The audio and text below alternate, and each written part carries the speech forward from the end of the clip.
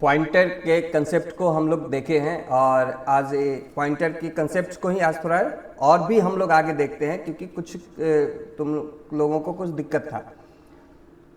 तो पॉइंटर्स में हम छोटा एक प्रोग्राम भी करते हैं। तो पॉइंटर जैसे क्या होता है, एक ऐसा वेरिएबल होता है जो किसी भी दूसरे एड्रेस का किसी दूसरे वेरिएबल का एड्रेस अपने पास रखता है। तो हम लोग जैसे यहाँ पे इस प्रोग्राम में देखते हैं, यहाँ पे पॉइंटर्स बना हुआ है। एक इंटीजर पॉइंटर है एस्टिक p, और इस इंटीजर पॉइंटर्स में हम लोग एक एड्रेस असाइन कर रहे हैं, और वो एड्रेस एक इंटीजर वेरिएबल x का दिया जा रहा है। जैसे यहाँ पे हम लोग p के अंदर एड्रेस असाइन कर रहे हैं x का। तो ये x का एक मेमोरी है, यहाँ पे x में वैल्यू है 5, और इसका ये एक एड्रेस है, ये एड्रेस है इसका। अब हम जैसे ही हम लोग इसको असाइन कर रहे हैं p में, तो p पॉइंटर p का ये मेमोरी है, ये पॉइंटर p का मेमोरी है, और इस मेमोरी के अंदर x का एड्रेस स्टोर हो गया। अब अगर हम यहाँ पे प्रिंट करते हैं एड्रेस ऑफ x, तो यहाँ पे p को प्रिंट कर रहे हैं, तो p यहाँ पे क्या देगा, p देगा अपने पास रखी हुई वैल्यू को। तो p के पास वैल्यू क्या है, p के पास जो वैल्यू है वो x का एड्रेस है। तो यहाँ पे प्रिंट हो जाएगा एड्रेस ऑफ x, यानी p का वैल्यू 32411905156, ये प्रिंट होगा, क्योंकि ये p का वैल्यू है और ये एक्चुअली में x का एड्रेस है। और अगर हम लोग $x प्रिंट करते हैं तो क्या प्रिंट होगा, एड्रेस ऑफ x, जो कि वही वैल्यू है 32411905156। तो p एक पॉइंटर वेरिएबल है जिसके पास x का एड्रेस है, और अगर हम p को डायरेक्ट प्रिंट करेंगे तो p अपना वैल्यू देगा, और एड्रेस ऑफ x प्रिंट करेंगे एम्परसेंड ऑपरेटर से तो भी हमको वही वैल्यू मिलेगा। अब उसी प्रोग्राम को हम लोग यहाँ पे, अगर यहाँ पे p के साथ एस्ट्रिक का यूज करेंगे, तो जब हम p के साथ एस्ट्रिक का यूज करेंगे तो p इस एड्रेस के मेमोरी पे जाएगा, यानी यहाँ पे जाएगा एस्ट्रिक लगाने से, और इसमें जो वैल्यू है वो वैल्यू हमको देगा। तो यहाँ पे हम लोगों को आउटपुट में क्या आएगा, 5। ठीक है।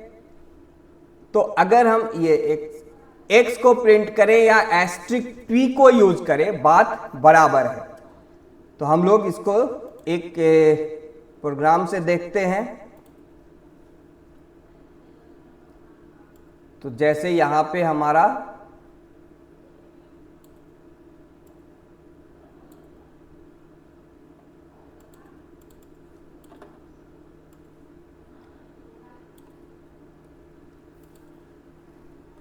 यहाँ पे हम लोग हमारा ये प्रोग्राम है, जैसे यहाँ पे हम लोग वेरिएबल्स का डिक्लेरेशन करते हैं, जैसे इंट x और एस्ट्रिक p।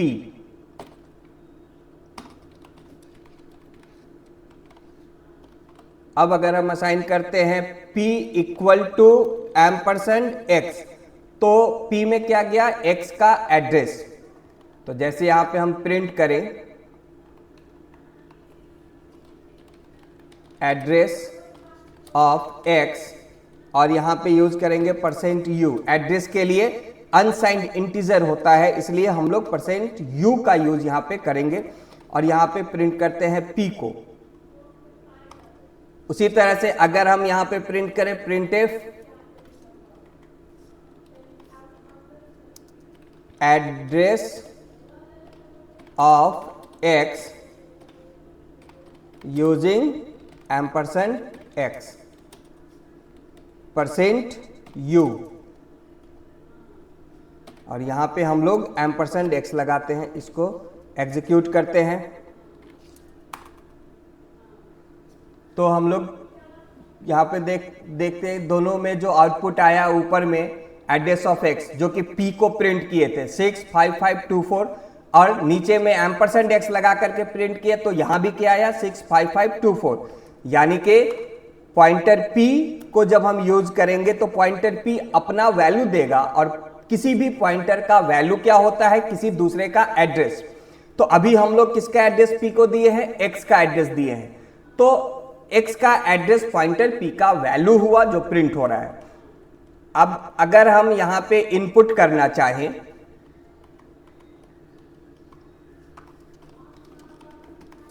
अगर हम इनपुट लेना चाहते हैं, x पे कोई वैल्यू लेना चाहते हैं, हम ये एक मैसेज डालते हैं, इंटर ए वैल्यू,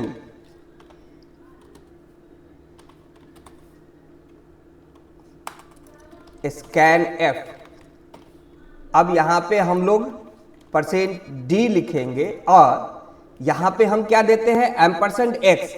यहां पे स्कैन f में हम लोग एम्परसेंड x लिखेंगे। क्यों लिखेंगे, क्योंकि हमको यहां पे x का एड्रेस चाहिए, और एम्परसेंड x लिखें या p लिखें, हम लोगों को सेम वैल्यू मिलेगा।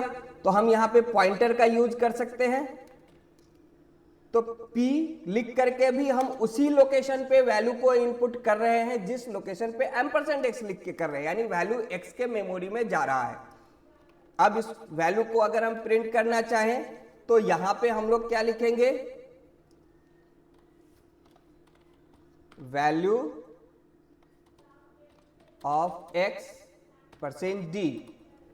अब यहां पे अगर हम x लिखें या यहां पे हम लोग एस्ट्रिक p लिखें, तो वैल्यू हमको वही मिलेगा x में की मेमोरी में जो वैल्यू है। अब इसको रन करते हैं, यहां पे सेमीकोलन आएगा, ठीक है। इंटर अ वैल्यू हम देते हैं 5, तो वैल्यू ऑफ x 5 आया। हम लोग इसको प्रिंट कैसे कर रहे हैं, प्रिंट कर रहे हैं एस्ट्रिक p के मदद से। यानी कि अगर हम पॉइंटर किसी का लेते हैं, जैसे यहां पे हम लोग x का पॉइंटर यूज कर रहे हैं, तो करना क्या है, हम लोग कुछ नहीं करना है। x लिखने के जगह पे हम पॉइंटर का यूज करना चाहते हैं, तो पॉइंटर वेरिएबल के साथ एस्ट्रिक p का यूज कर लेंगे।